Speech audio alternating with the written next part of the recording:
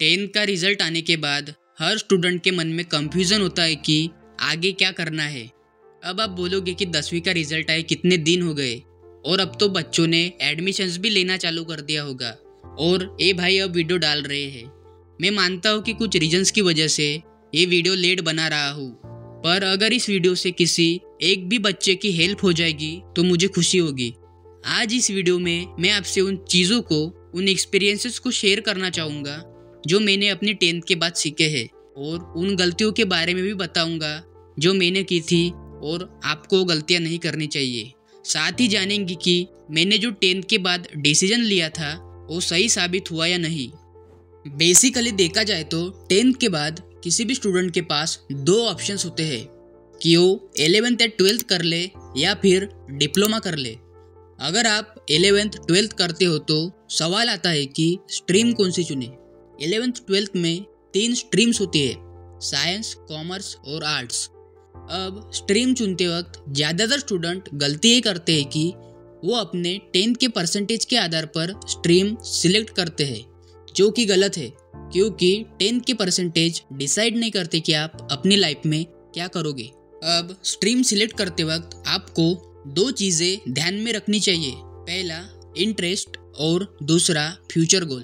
और जिन लोगों को ये दोनों चीज़ें नहीं पता उनके लिए भी मैं बताने वाला हूँ, बस आप वीडियो लास्ट तक देखो।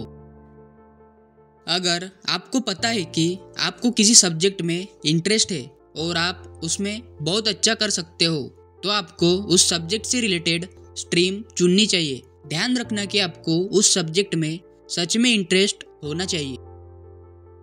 अगर आपको पहले से ही क्लियर है कि आपको आगे जाकर फ्यूचर में क्या करना है, क्या बनना है या आप क्या बनना चाहते हो, तो उस हिसाब से आपको स्ट्रीम सेलेक्ट करनी चाहिए। जैसे आपको साइंटिस्ट, डॉक्टर या इंजीनियर बनना है तो साइंस, बिजनेस रिलेटेड कुछ करना है तो कॉमर्स और आर्ट्स रिलेटेड कुछ करना चाहते हो जैसे फैशन डिजाइनिंग, एक्टिंग, राइटिंग, तो आपको आर्ट्स जैसी स्ट्रीम लेनी चाहिए। अब बात करते हैं उनकी जिनका ना तो गोल क्लियर है ना ही इंटरेस्ट का कुछ पता है, वो लोग क्या करें। तो इसके लिए मेरा पर्सनल सजेशन ये रहेगा कि आप लोगों को 11th 12th में साइंस ले लेना चाहिए। इसको समझाने के लिए मैं आपको अपना एग्जाम्पल देता हूँ। 10th के बाद मैं भी आप ही की तरह इस बात को लेकर कंफ्यूज था कि आगे क्या करना है। मुझे भी नहीं पता था कि मेरा इंटरेस्ट किस चीज में है और मेरा भी कोई गोल क्लियर नहीं था। इसी बीच कॉलेजेस में एडमिशन चालू हो गए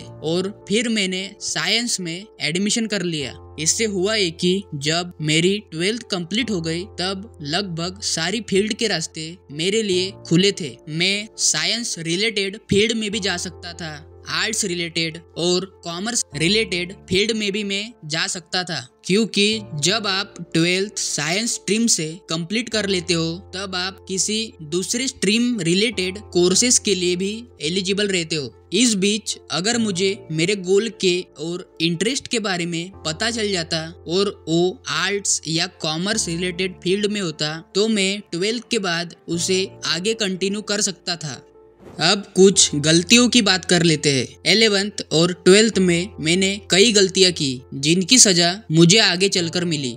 जिस तरह 10th के बाद मेरा कोई गोल क्लियर नहीं था, इंटरेस्ट का पता नहीं था, उसी तरह 12th के बाद भी मेरा कोई गोल क्लियर नहीं था, क्योंकि इन 2 सालों में मैंने ना कभी अपने गोल को क्लियर करने की कोशिश की, ना ही अपने इंटरेस्ट को समझने की कोशिश की।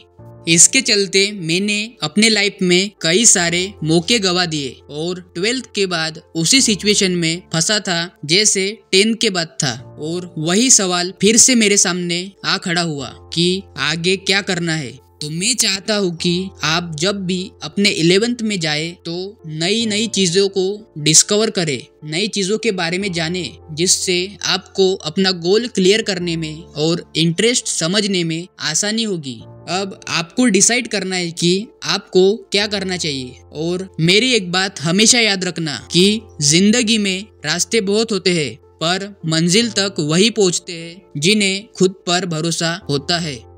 लर्नर टॉक्स की इस छोटी सी वीडियो में हमने आपको समझाने की कोशिश की कि आप 10 के बाद क्या कर सकते हो। वीडियो अच्छी लगी हो तो वीडियो को लाइक और चैनल को सब्सक्राइब जरूर कर लेना। मिलते हैं अगली वीडियो में, तब तक के लिए शुक्रिया।